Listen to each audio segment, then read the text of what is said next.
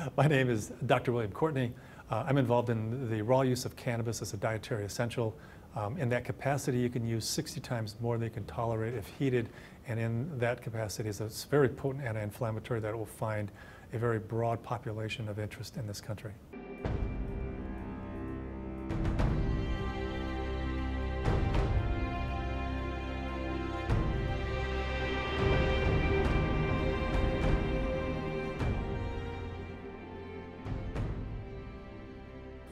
I'm Donald Abrams, and I'm Chief of Hematology Oncology at San Francisco General Hospital and a Professor of Medicine at the University of California, San Francisco.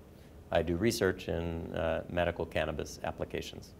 I mean, if cannabis were discovered in an Amazon rainforest today, people would be clamoring to make as much use as they could of all of the potential benefits of the plant.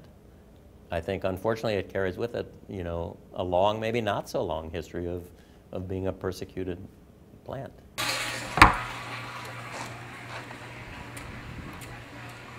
5 years ago, I wouldn't prescribe cannabis for a fellow I went to medical school with because I was such a skeptic. And now it's real clear to me that cannabis, it's a vegetable.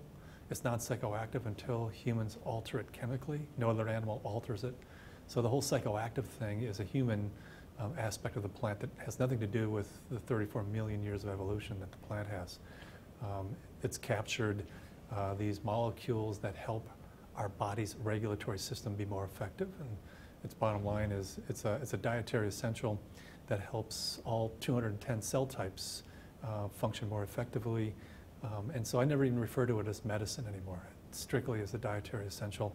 It only becomes a medicine once you have a breakdown and a condition has become very serious and the system, your body is being overwhelmed.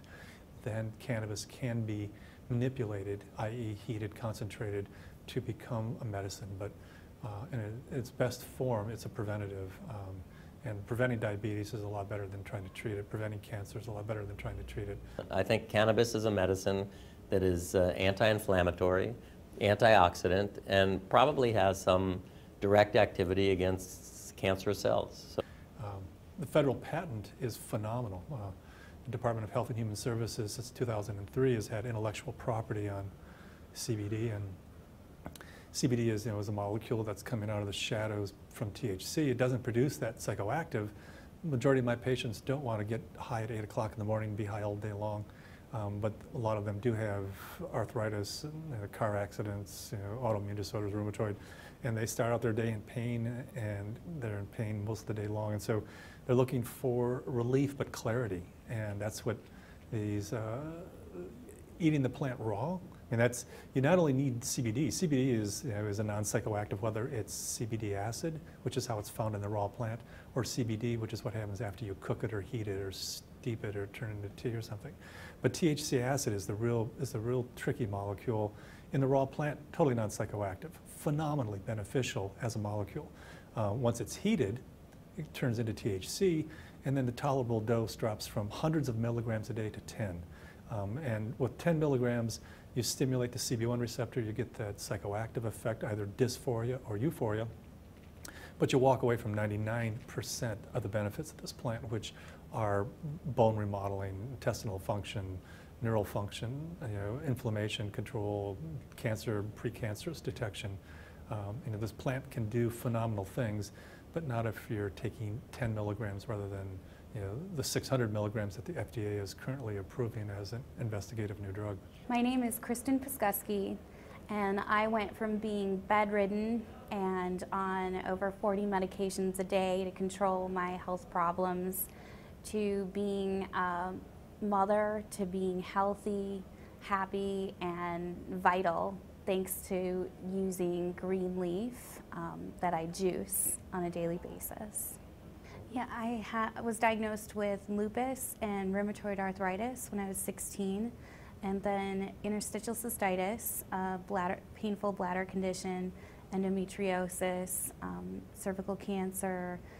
I was told I was sterile and would never have children, and hypothyroidism, chronic infections. I've had 16 surgical procedures, and I'm resistant to most antibiotics and have chronic infections.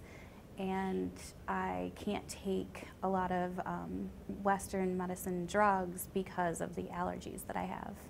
I also have asthma. I'm allergic to most environmental factors and different skin rashes. And I have a broken back in 3 places. Man. So how did, how did you discover this new way of juicing? I discovered cannabis was helpful for the conditions because when I would smoke cannabis for pain, I had fewer infections. So I started to look into whether cannabis was doing more than just masking the pain. And I moved to California to be able to use cannabis legally, but I still didn't have the type of healing that I anticipated with smoked and heated cannabis.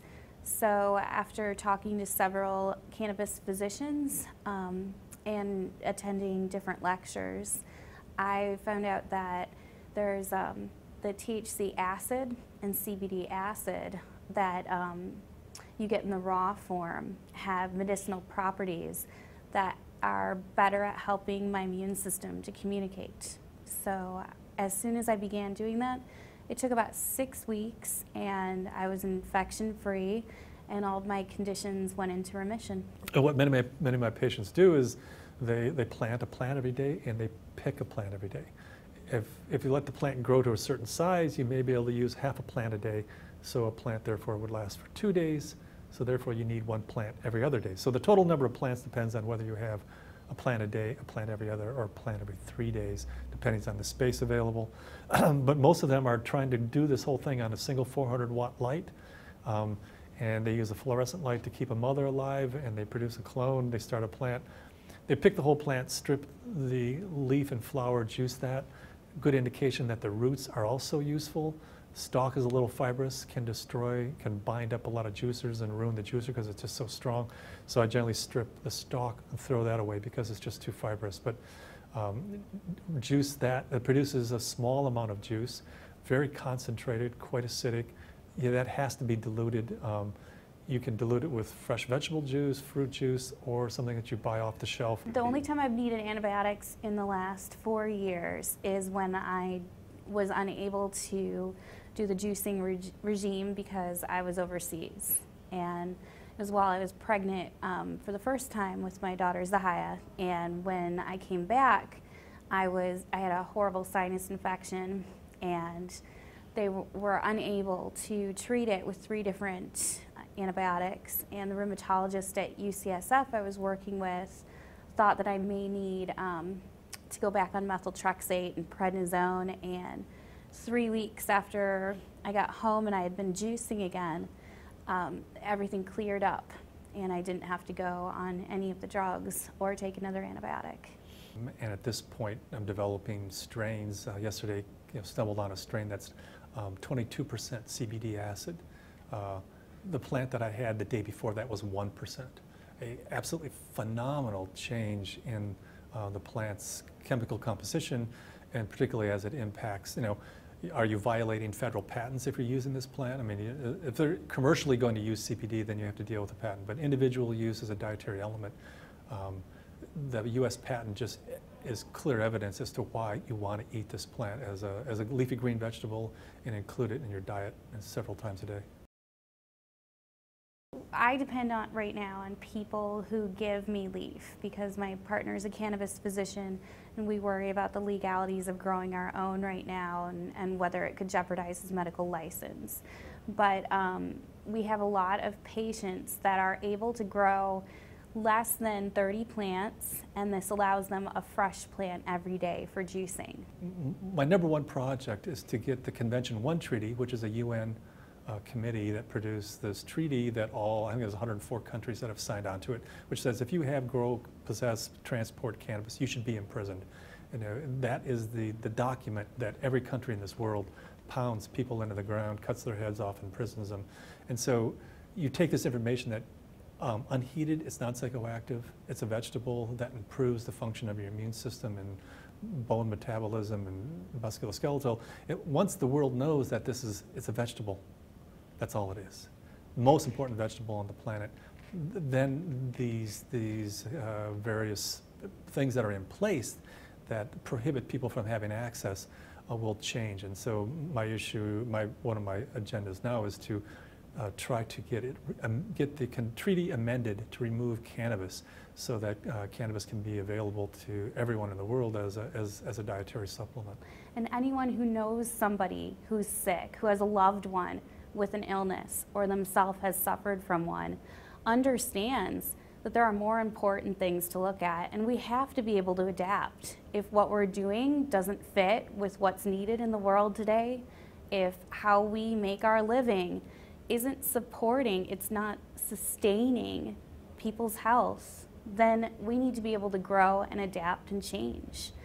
You don't want to go from, I guess a lot of incarcerations to suddenly, it's a dietary essential. I mean, how do you make that leap? And so I'm hoping that we're in a phase where, we're gradually letting go of yesterday's nightmares and embracing the fact that, it's patented for its benefits, it's approved of by the FDA, and in fact is clearly a dietary essential that should be in everyone's diets. And so I'm hoping that the DEA, which is lagging behind, will on cue with the whole organization decide that, okay, well, let's go ahead and reschedule this, because clearly we can't have a patent on its utility and say it has no utility. I mean, the conflict is just, it's patently absurd.